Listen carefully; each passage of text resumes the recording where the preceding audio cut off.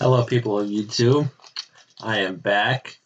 Today, I thought I would be trying a little something different. I'll be talking about my top 10 favorite creepypastas of all time. I'm going to give you a brief history of how I discovered creepypastas.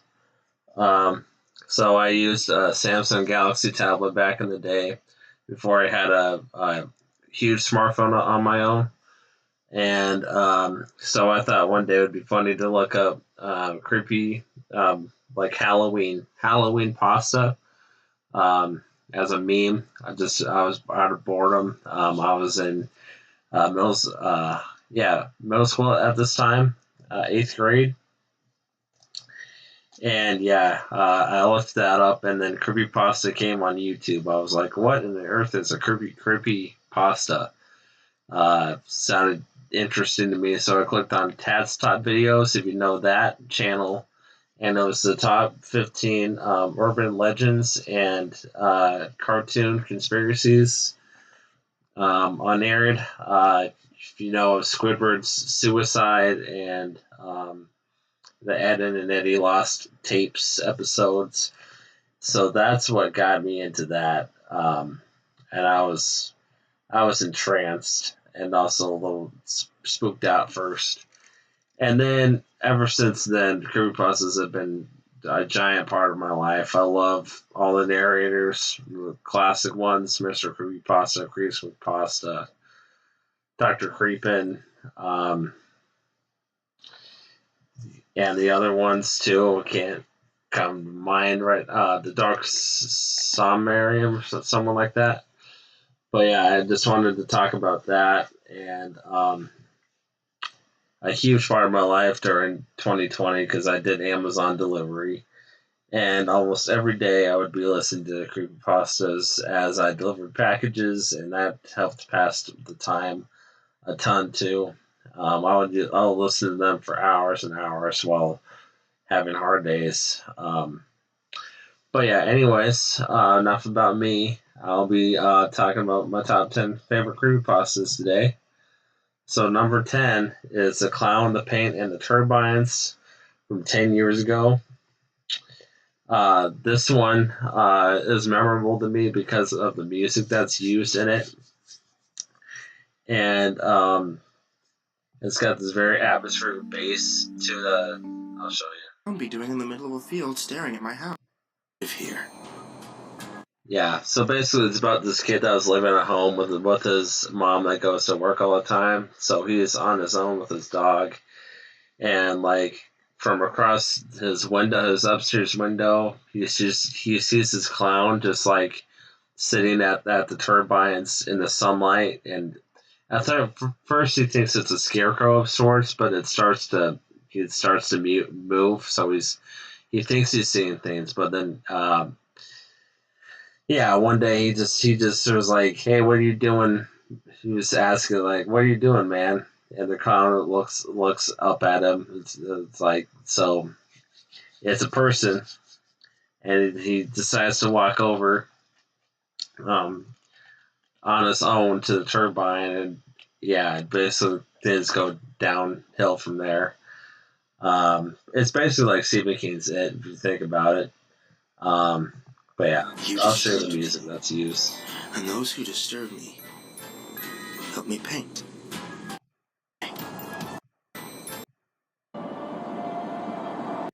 Back garden. This is the one. These fields were full of wind turbines, lots of them.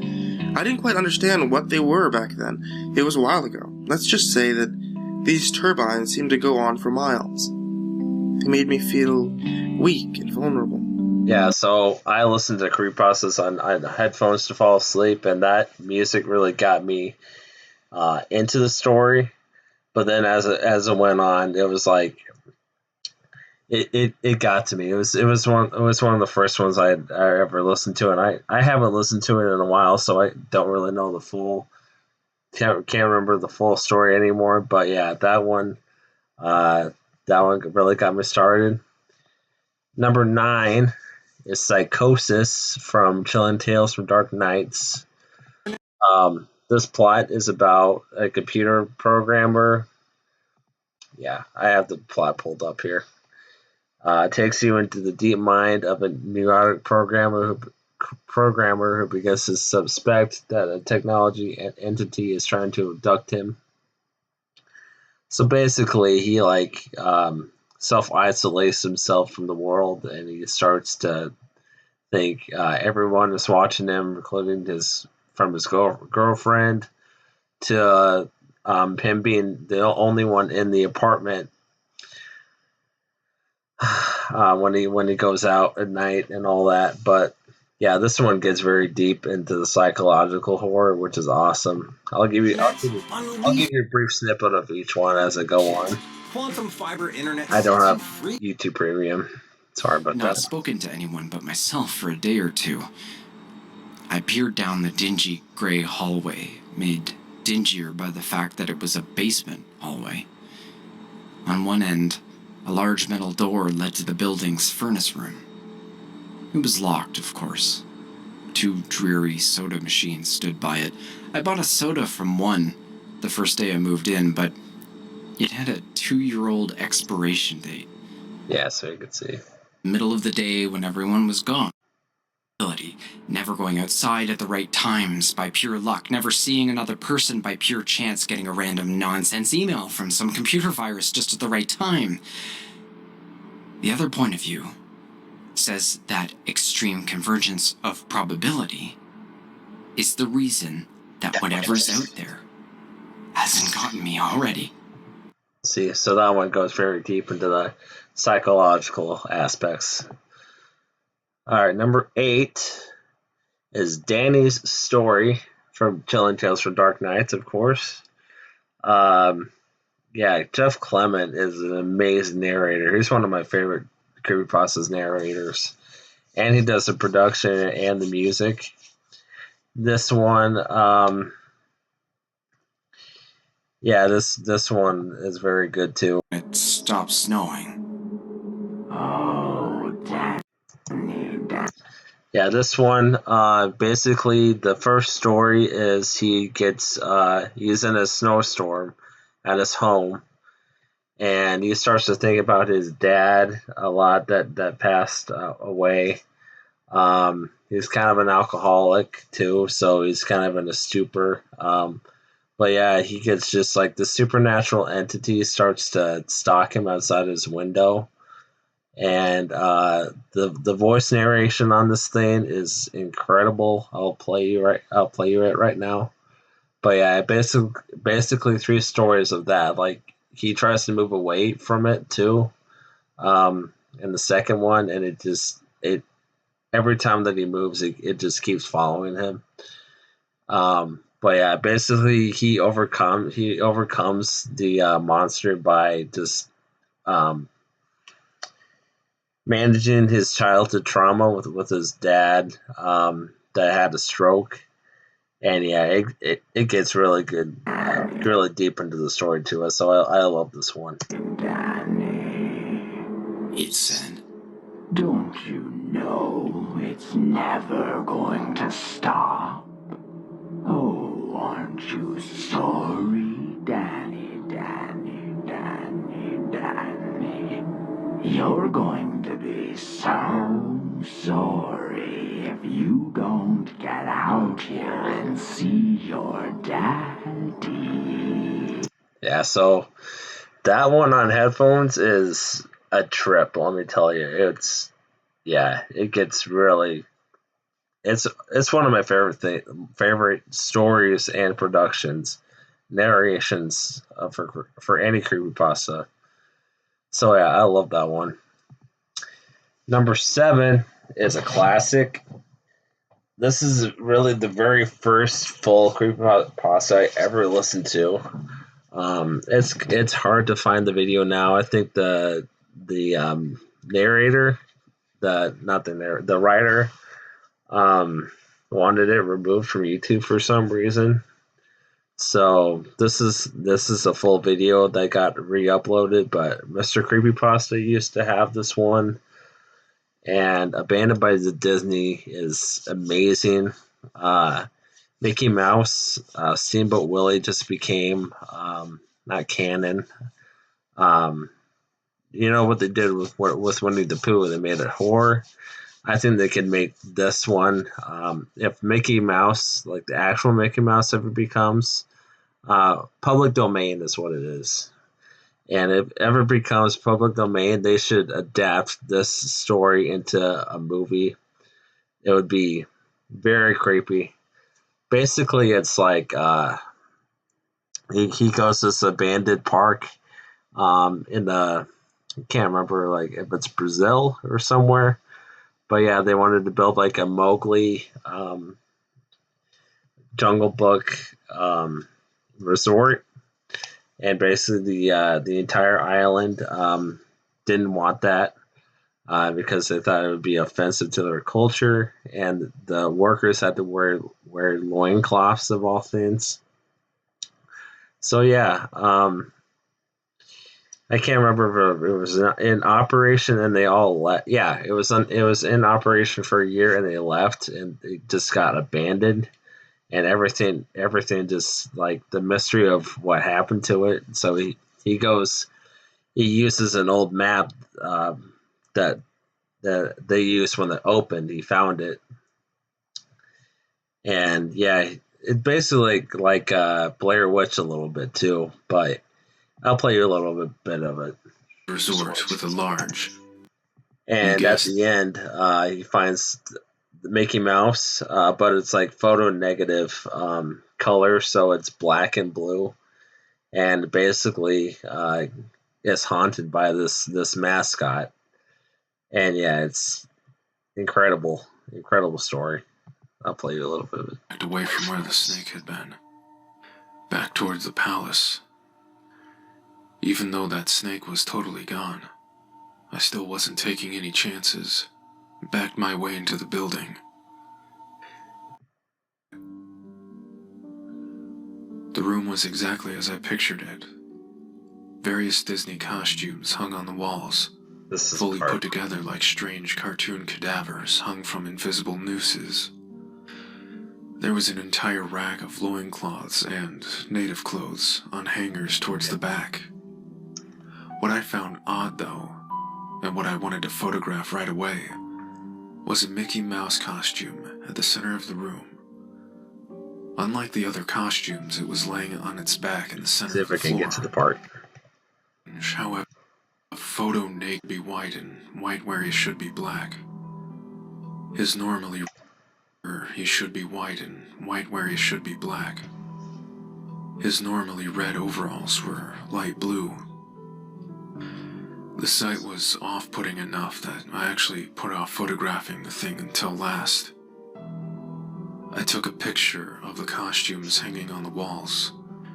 Up and down angles, side shots that show an entire row of frozen, putrid cartoon faces, some with plastic eyes missing. Then I decided to stage a shot. Just one of the bedraggled character heads on the slick, grimy floor. I reached for the headpiece of a Donald Duck costume and carefully removed it so the thing wouldn't fall apart in my hands. As I looked into the face of the wide-eyed, moldering head, a loud, clattering sound made me jump with fright. I looked down at my feet, and there, between my shoes, was a human skull. It had fallen out of the mascot's head and shattered into pieces at my feet. Only the empty face and lower jaw remained, staring up at me.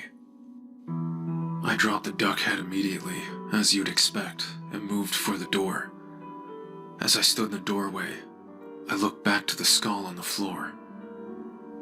I had to take a picture of it. For any number of reasons that may seem silly, but I had to take a picture. I needed proof of what happened. Especially skip ahead a few moments. If Disney, right from the start, that even if it was just gross negligence, Disney was responsible for this. That's when Mickey, that photo negative, opposite Mickey, in the middle of the floor, started to get up. First, sitting up, then climbing to its feet. The Mickey Mouse costume, or whoever was inside of it, stood there, at the center of the room, its fake face just staring directly at me. And all I could do was mumble to myself, "No, no, no, no, no, no." With shaking hands, a violently thrashing heart, and legs that had and aim it at the opposite camera screen displayed only dead pixels in the shape of the thing. It was a perfect silhouette of the dead pixels floated around the screen. I raised my eyes once again to the Mickey Mouse costume. Its voice was quiet, but there was an impossible form of distortion to it. "Want to see my head come off?"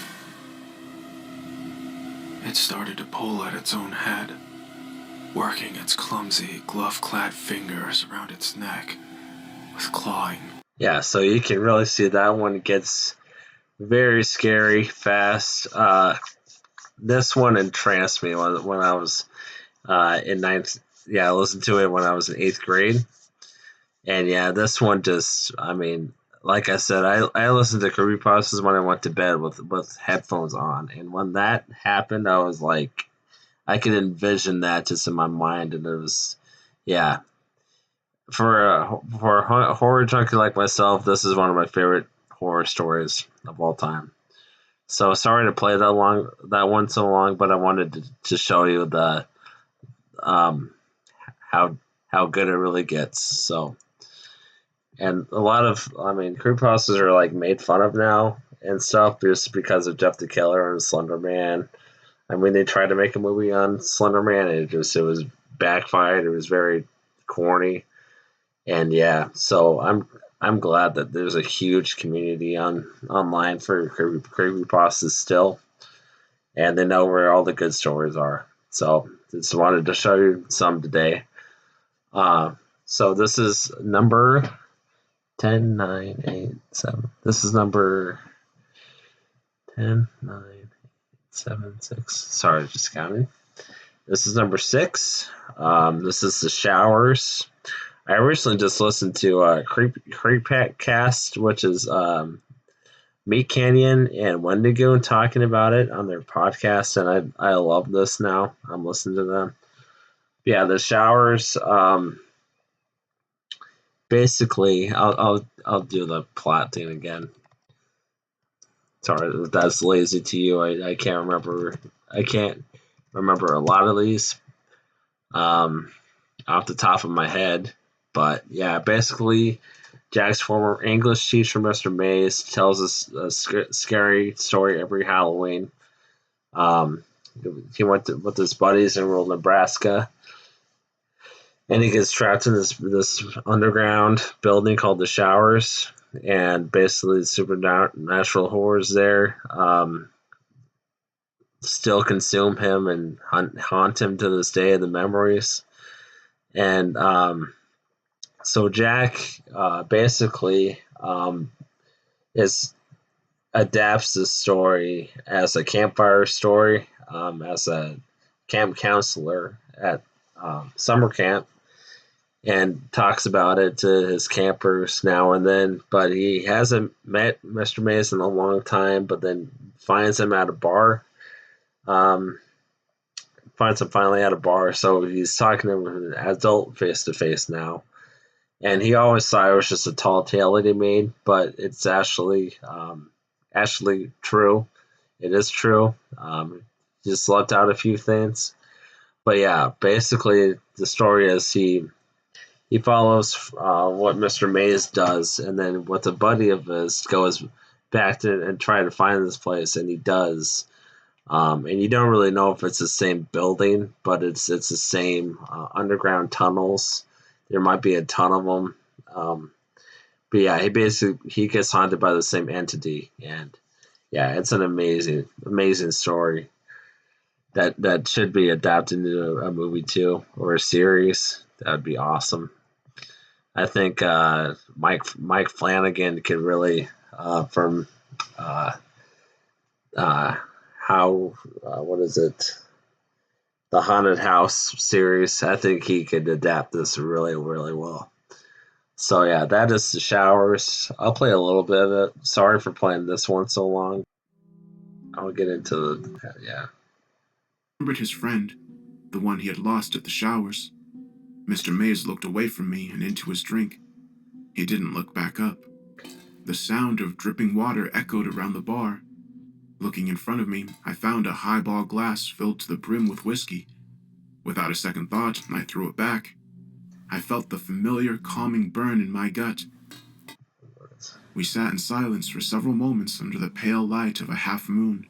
The dim emanation was swallowed by... Her voice was soft. You were talking to yourself like you do in your sleep. She sounded scared. I ignored her comment. I could have stopped mentioning the showers long before it even got to that point, but I didn't. The whole situation was my fault. The pipes groaned inside the wall next to it. With each subsequent sound, I felt my stomach clench in preparation for another blast of icy water. I didn't think I could stand anymore at that point. I figured that I would be lucky to make it out of that place with only light frostbite. Yeah, and this guy's a really good narrator too. Uses a lot of voice actors in his stories, which make the story come more alive, in my opinion. So yeah, I love it. That was number 6. Yeah, so number 5, No End House, which has been adapted into a series, but I don't think it was as good as this original one. Didn't really have much of the story from the original. But yeah, No End House is crazy too, and they also did this as a podcast. And yeah, I love the story. I'll pull up the summary again.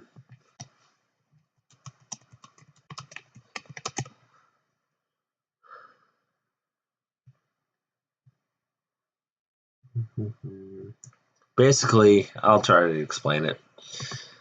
He gets invited by his friend. You don't really know if it's from his friend or from the management team of this house. Basically daring him to take this challenge of a no end house. So he thinks it's just an attraction at a building at a abandoned house that he goes and checks out. And at first it's like a knockoff. Like there's Party City stuff in the kitchen and all that. But yeah, every door that he goes into, and I did a reaction with this with Mike back in the day. Mike is still my fiance, which is awesome. But yeah, No End House. Basically, every door that he goes into just keeps getting more and more demented, and the farther he goes on, it feels like it will never end. Basically. So yeah, and I'll play you a little bit of it too.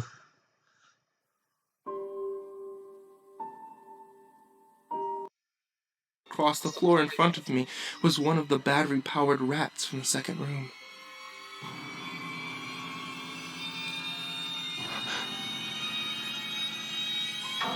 The house was toying with me. But for some reason, seeing that rat pulled my mind back from whatever depths it was headed. And I looked around the room. Yeah, this is also a series, so there's a second one. So yeah, it gets really good. And yeah, I hope it can be readapted to something else one day as like a Netflix series or something, because I feel like it deserves a better treatment than it did. When you're in a soundproof room, zombies that gave a static growl when you passed by. At the far end was an exit. It was the only door besides the one I entered through. So this is when he This is a knockoff. Yeah. I brushed through the fake spider webs Fake and spider headed webs. for the second room. I was greeted by fog as I opened the door to the next room. The room definitely upped the ante in terms of technology. Not only was there a fog machine, but a bat hung from... So yeah, just a silly little prank, and then as it goes farther on, I was going to... Cole, sorry he's about my the miracle ads. child. So how does your miracle... to need it. Now, his voice was slightly deeper than my own. I'm going to hurt you.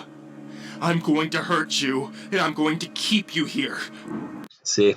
So yeah, it gets very, very in deep with the psychological, like, psychosis did. And yeah, I love it. All right, getting down to the number one. This is number 4, which is Pen Pal. This is one of the longest creepypastas ever made. It actually got turned into a paperback novel from the same guy. And yeah, this one's very, very, very cool. They did that one again. And I'll pull up the plot.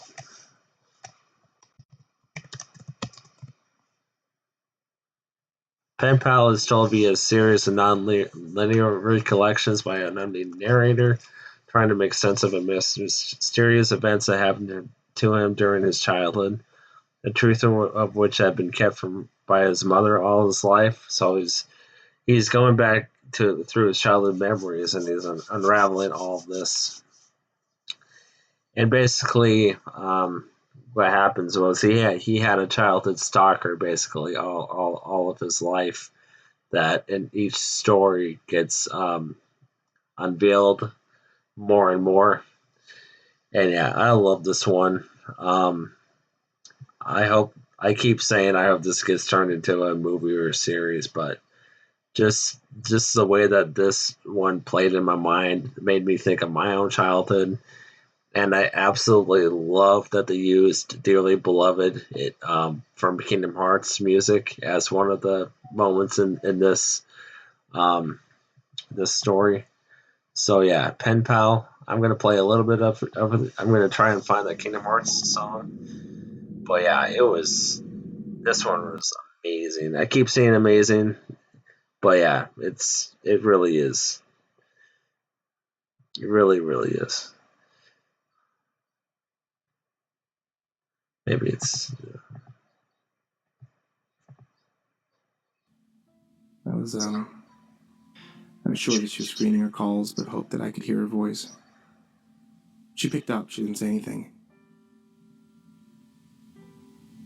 I could hear how labored her breathing was. 50 minutes. We ran through the woods as fast as we could and made it to the raft in about 15 minutes. We had our bathing suits on under our clothes, so we stripped off our shirts and shorts and left them in 2 separate piles about 4 feet from the edge of the water. We untied the raft from the trees, grabbed our branch paddles, and cast off. We tried to move rapidly to reach a point beyond the content of our ever-expanding map, as we didn't have time to waste seeing old sights. yeah.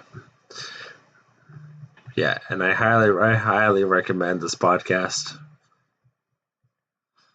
So yeah, that's Pen Pal. Number 3. We're getting down to number 1, folks. Number 3. Tommy Taffy, the Third Parent. This one was unbelievable. Very, very disturbing.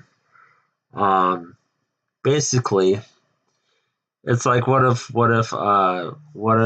Pennywise was your babysitter?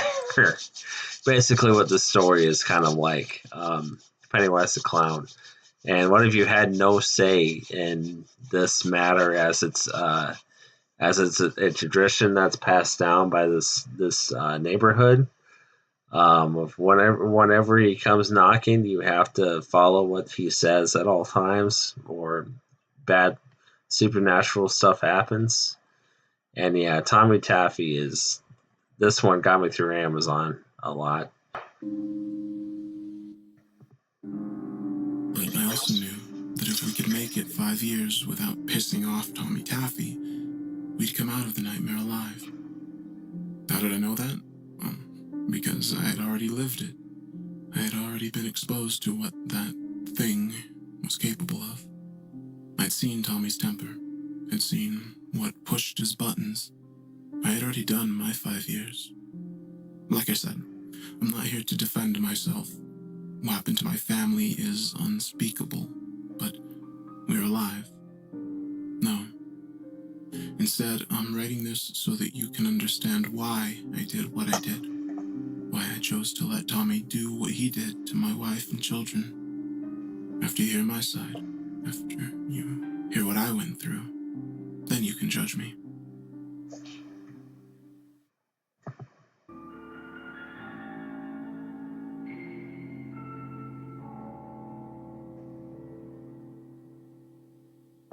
I asked in a whisper. Tommy.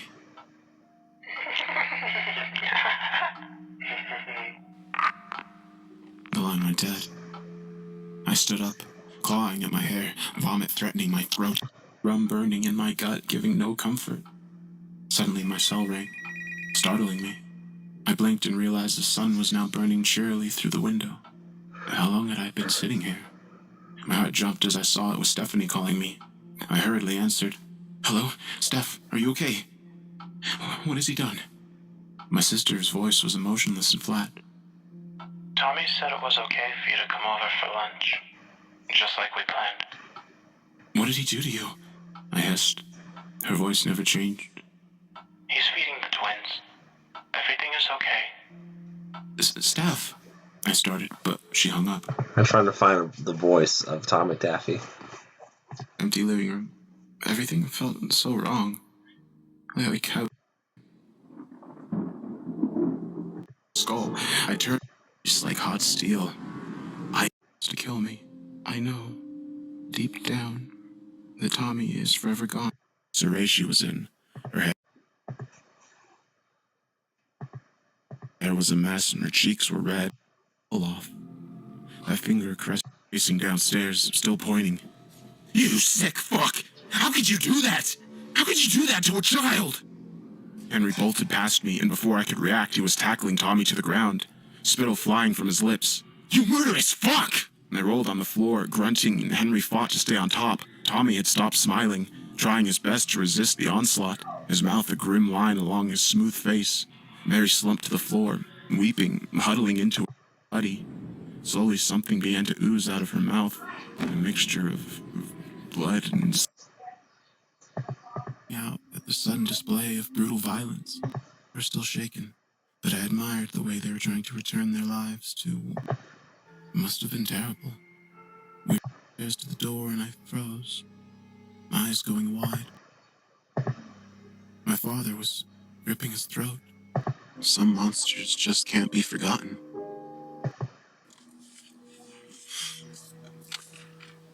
I adjusted myself on the bed and pored over the nude photos. Came to our town when we were little boys and girls, just like you and Stephanie. Your mother and I lived in 2 houses down from one another. Tommy infested our street. I don't know how. He was everywhere, always. He'd be at my house, but also across the street, also at your mother's, all at the same time. I don't know what he wants, what his purpose is. He just showed up one day. He just showed up and wouldn't go away. God knows my father tried. Is that how Grandpa died? I asked. I never met my grandpa. I just knew he died years before I was born. My father nodded. Yes, ma'am. Tommy had to teach him a lesson. He had to teach the entire street a lesson. After that, why can't you just kill him? I whispered, ever so softly. My dad brought his mouth closer to my ear, his voice barely audible. We tried everything. We burned. See, so that one gets very in deep, too. All right, number 2, Tales from the Gas Station. This one it's very, very bizarre, Twilight Zone-y. It's basically about these gas station kid workers and all the weird stuff that happens in their story and around the town. And yeah, I keep saying the series, but this one would be an amazing. It if they made it like Stranger Things esque, but like made it even weirder, and have each episode be the supernatural thing that happens to them. It would be incredible, in my opinion. So I'm going to play a little bit of this too. That's weird. Yeah, it's for you. He handed me part-time clerk, and I don't know if it's because that they're getting tired of all the part-timers mysteriously disappearing, or if it's because they finally decided to fire Jerry. Or maybe they just know that my time here is running out, and they're hoping that I can train my own replacement before it's too late. Her name is Rosa, and despite her eager optimism, I guess she's pretty cool. She's a couple years younger than me, smart, very capable, and has exhibited a level of competence that I would categorize as, quote, not at all like Jerry. Which is something that I think the owners were really looking for in a new employee. The flip side, though, is that she is always asking questions that I don't have answers to. Why are there so many missing persons flyers on the bulletin board? What's with all the mold on the ceiling? Who's that guy in the trench coat that hangs out near the dumpster at all hours of the night? What's in these boxes labeled non-aspire?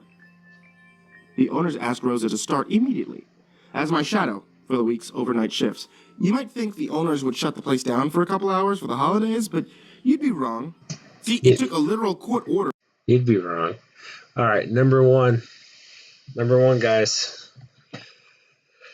All right, this is not a lot of people's number one, but this is definitely my number one creepypasta of all time. The scariest haunted house in the world. This one gets comparisons to No Hand House a lot. People think that they copied off of it, which it did a little bit, but the narration by Mr. Creepypasta and everything he uses in this is just outstanding to me. I love it so much. So yeah, I'm just gonna let it play. Basically, the plot is he has this crush on a girl in middle school. This guy, forgot his name in the story. It might be Mike. Can't really remember. But yeah, they go to this haunted house that's in the middle of the woods. They think it's going to be a cheap knockoff place, and it actually, it's a tailor-made experience. So each vision is different of the kids, and yeah, this one gets really back into the childhood trauma of it all that he had in his life, and he's basically trying to escape.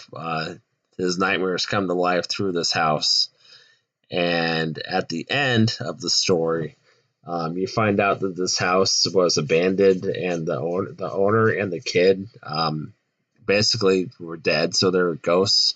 They're basically ghosts hosting this thing that they went to, and yeah, you don't really know if it was in his mind the entire time or if it was actually a real haunting. So yeah, I love it. So scariest haunted house in the world is my number one all-time favorite creepypasta. Guaranteed, all ages admitted, admission free for. The door on the other side of the room creaked open, and I looked up to see Alyssa standing there, a look of terror and confusion on her face. I stood up and rushed towards her, not knowing what else to do, just wanting to leave the goddamn room as fast as possible. I could hear her asking questions, but my ears were still ringing from the gunshot, and I doubt I was in any state to answer, even if they weren't. I was only a couple of steps away from her when I felt something grip my ankle and send me sprawling to the floor. I turned to look at what had caught my foot, and I saw my father's corpse. Holding on tightly, he raised his head up to look at me with blood-filled eyes. The flesh was starting to peel away from his face, and he opened his mouth to expose a mass of maggots that had begun feeding on his tongue. I could hear Alyssa screaming and felt her hand grabbing for mine, trying to pull me away from the rotting, yet now spastically lively corpse of my father. "Don't let the fucking door close!" I screamed to her as I kicked at the rotting corpse that refused to let go of me. My heel caught his jaw and it came off of his face. The writhing mass of maggots landed on the powder blue carpet. "Jesus fuck! Please, get me out of here!" I shouted more as Alyssa pulled. You're just like me. I heard my father somehow say in a gurgle, flailing voice. You're just like me. And you'll end up just like me. With my other foot, I kicked at the hand that was I'm gonna get to the ending. holding down, and her face solemn and broken. Jimmy followed us. It happened, but we never said a word, and when people got bored of asking, I thanked God. One of the last times someone tried to ask me about it in class, I ended up shouting at them to stop asking me about Patterson Farm. And a teacher overheard the exchange and asked what it was all about. I tried to tell her that it was nothing, just something that happened up at a spook house at Patterson Farm on Halloween. I can still remember the confused look on her face as she told me that there was no haunted house at Patterson Farm. In fact, she said the place had been abandoned for over a year. Ever since Phineas Patterson had died. So yeah, it's a very corny Goosebumps kind of ending, but as you hear this narration goes on and the music and just the build up of everything, oh, it gives me goosebumps every single time. I love listening to it on headphones on like walks at night or bike rides if I have the time and a light on. But yeah, I play this one almost every single Halloween. Just I love this story so much. But yeah, anyway, guys, this is my top 10 favorite creepypastas of all time, and I hope you enjoy and subscribe and like my videos so I can continue to make more. Have a very safe May and happy start to your summer. Bye.